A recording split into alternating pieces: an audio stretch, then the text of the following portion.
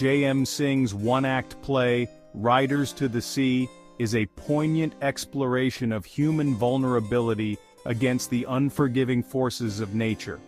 The play, written in 1904, is a timeless piece that delves deep into the human condition, examining how people cope with the relentless and often cruel forces that shape their lives.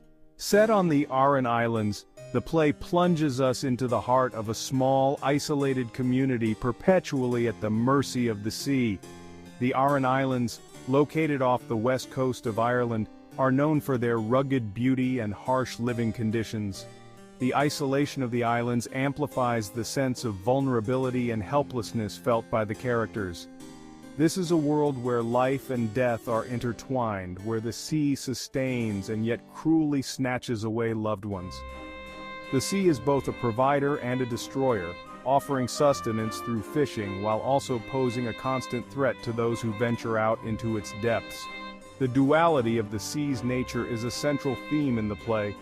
Riders to the Sea is a stark and moving depiction of grief, loss, and the struggle for hope in the face of overwhelming despair.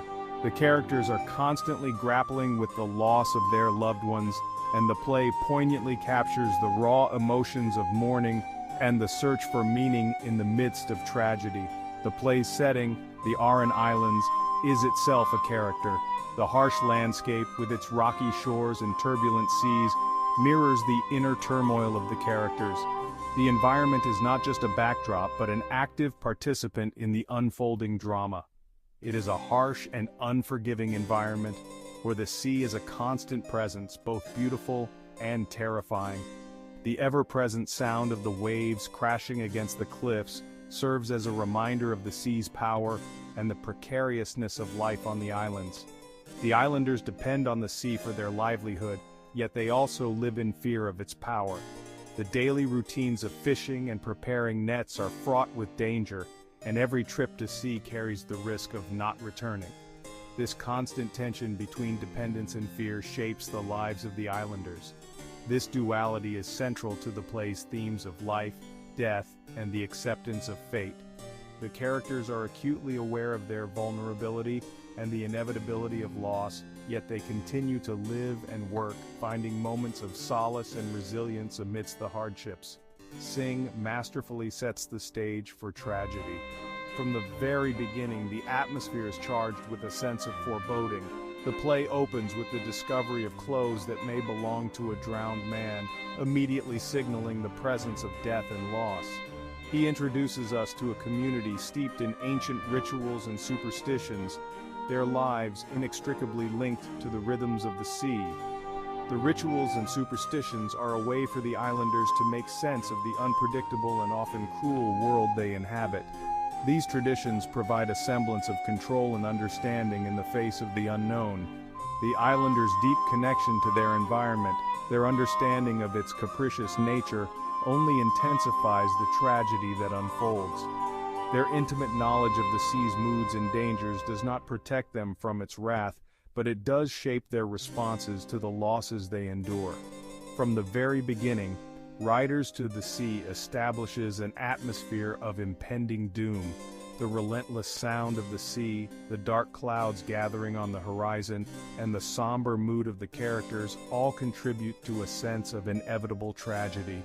The play opens with the foreshadowing of death, with the discovery of clothes that may belong to a drowned man. This discovery sets off a chain of events that lead to the ultimate tragedy, as the characters are forced to confront the reality of their losses and the harshness of their existence. This sets the tone for the rest of the play, which is a slow and agonizing descent into grief and despair. The characters' journey through mourning is depicted with raw honesty, capturing the depth of their sorrow and the resilience they muster in the face of overwhelming odds. The play is a powerful reminder of the fragility of life and the enduring strength of the human spirit. At the heart of the play stands Maria, an aging mother who embodies the profound sorrow that permeates the island. Her face, etched with lines of grief and resilience, tells a story of a life marked by relentless loss and enduring strength. Moria has witnessed the sea claim her husband, her father-in-law, and 4 of her sons. Each loss has carved deeper lines of sorrow into her weather-beaten face, a testament to the unforgiving nature of the sea that surrounds her home. She is a figure of immense strength and resilience, yet she is also broken by the relentless cycle of loss that defines her life. Her spirit, though battered, remains unyielding, a beacon of fortitude in the face of overwhelming grief. We first encounter Moria as a woman consumed by anxiety. Her every movement, every glance out the window is filled with a desperate hope that her son Michael might return safely from the sea. She waits for news of her son Michael, who is feared lost at sea. The waiting is agonizing, each moment stretching into an eternity as she clings to the fragile hope that he might still be alive. Her worst fears are confirmed when his body is found, adding another layer of grief to her already heavy burden. The discovery shatters the last vestiges of hope she held, plunging her deeper into the abyss of sorrow.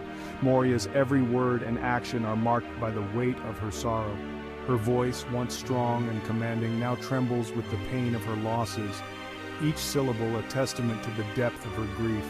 Despite her grief, Moria displays a stoic acceptance of her fate.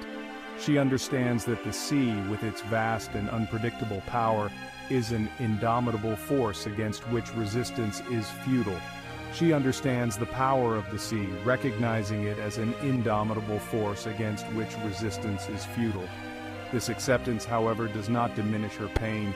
It is a hard-won understanding born of years of watching the sea claim those she loves. This acceptance, however, does not diminish her pain.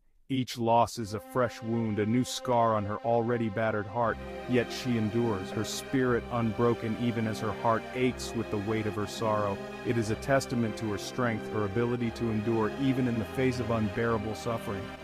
Moria's resilience is not just a personal trait, but a reflection of the collective strength of the island's people, who have learned to live with the ever-present threat of loss.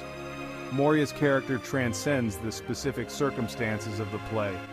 She becomes a universal symbol of motherhood, of the fierce love and protectiveness that come with it, as well as the profound grief that accompanies loss. She becomes a universal symbol of motherhood, of the fierce love and protectiveness that come with it, as well as the profound grief that accompanies loss. Her story is not just her own, but a reflection of the countless mothers who have endured similar heartache throughout history. Moria's journey through grief and acceptance is a poignant reminder of the strength of the human spirit. Her story resonates with anyone who has ever loved and lost, offering a powerful testament to the enduring power of love and the resilience of the human heart. The sea is more than just a backdrop in Riders to the Sea. It is a powerful force that shapes the lives of the islanders. It is both a source of life and a harbinger of death, a duality that is central to the play's exploration of fate and acceptance. The islanders depend on the sea for their livelihood. They fish its waters, risking their lives to provide for their families. The sea, in turn, provides sustenance, a way of life that is both harsh and beautiful. This dependence fosters a deep respect for the sea's power. However, the sea is also a cruel and unforgiving mistress. It can turn on the islanders in an instant, claiming their loved ones without warning. This constant threat of death hangs over the community, casting a shadow over their lives. The sea's dual nature is a source of constant tension in the play. Singh uses vivid imagery to convey the sea's power. He describes its great waves, its wild noise, and its cruel rocks. This language creates a sense of awe and terror, highlighting the islanders' vulnerability in the face of nature's might. The climax of the play arrives with the death of Moria's last surviving son, Bartley. This moment is the culmination of a series of tragic events that have plagued Moria's life, each loss compounding the weight of her sorrow. Despite Moria's desperate pleas and premonitions, Bartley sets out to sea, driven by the need to sell his horses. His determination to provide for his family and maintain their livelihood blinds him to the ominous signs that Moria, with her maternal intuition, cannot ignore. His death, foreshadowed throughout the play, marks the final crushing blow for Moria. The sea, a constant and menacing presence, has claimed yet another victim, leaving Moria utterly bereft. Overwhelmed by grief, Moria delivers a heart-wrenching lament, a testament to the depth of her loss. Her words are not just a cry of pain, but a profound expression of the human condition, encapsulating the universal experience of loss and mourning. She cries out against the sea, railing against its cruelty in taking all her men. Her voice, filled with anguish and fury, echoes the sentiments of countless others who have faced the merciless power of nature. Yet there is also a sense of resignation in her words, an acknowledgement of the sea's ultimate power. Moria understands that her struggle is not just against the sea but against fate itself, an unwinnable battle that has left her broken. Moria's lament is a powerful expression of human grief in the face of overwhelming loss. It is a raw and visceral outpouring of pain, capturing the devastating impact of the sea's relentless assault on her family. It is a raw and visceral outpouring of pain, capturing the devastating impact of the sea's relentless assault on her family. Her lament is not just for Bartley, but for all her lost sons, each one a piece of her heart torn away by the unforgiving waves. The scene is both deeply moving and profoundly disturbing, forcing the audience to confront the raw power of nature and the fragility of human life. It serves as a stark reminder of the precariousness of existence and the ever-present threat of loss. This pivotal moment reveals the full extent of Moria's suffering. Her face, etched with lines of grief and despair, tells the story of a life marked by relentless tragedy. She is a woman stripped bare by grief, her spirit seemingly broken by the weight of her sorrow.